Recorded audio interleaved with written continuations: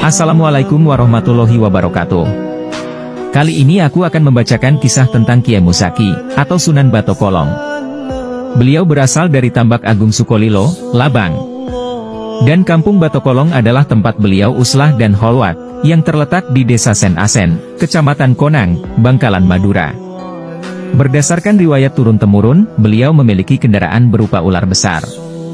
Ular itulah yang selalu mengantarnya lewat bawah tanah, jika beliau pergi uslah dan holwat dari Tambak Agung ke Batokolong.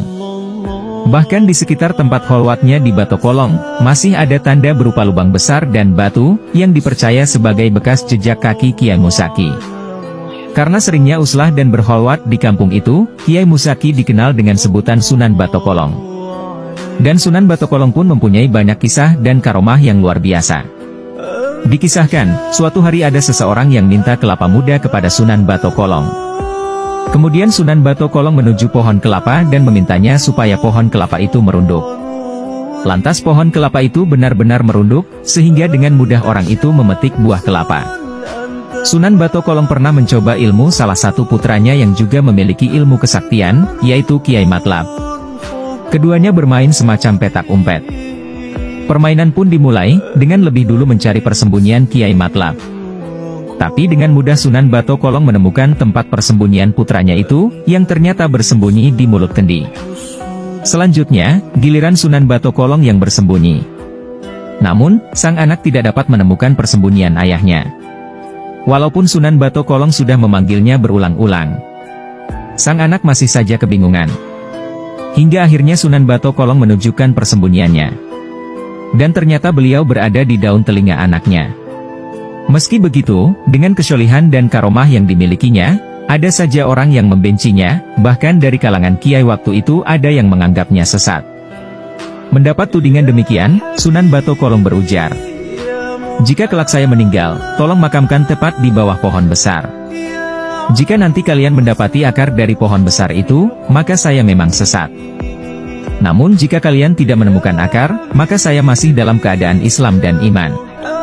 Dan benar, atas izin Allah Subhanahu wa Ta'ala, ternyata saat penggalian tanah makam, para penggali tidak menemukan akar dari pohon besar itu.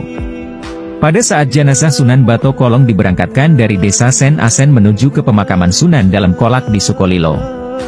Kala itu iring-iringan jenazah berangkat setelah sholat Asyar. Anehnya, iring-iringan jenazah itu tiba di Sukolilo sebelum maghrib, dan itu bukan hal yang normal. Karena jaraknya cukup jauh. Menurut cerita, saat itu seakan-akan matahari berhenti dan tidak bergerak, sampai jenazah tiba di kompleks pemakaman Sunan dalam Kolak. Bahkan, konon saat di sepanjang perjalanan masih terdengar suara Sunan Batokolong di dalam keranda menyapa dan mengucapkan salam pada setiap orang-orang yang kebetulan lewat di area tersebut. Wallahu a'lam bishawab.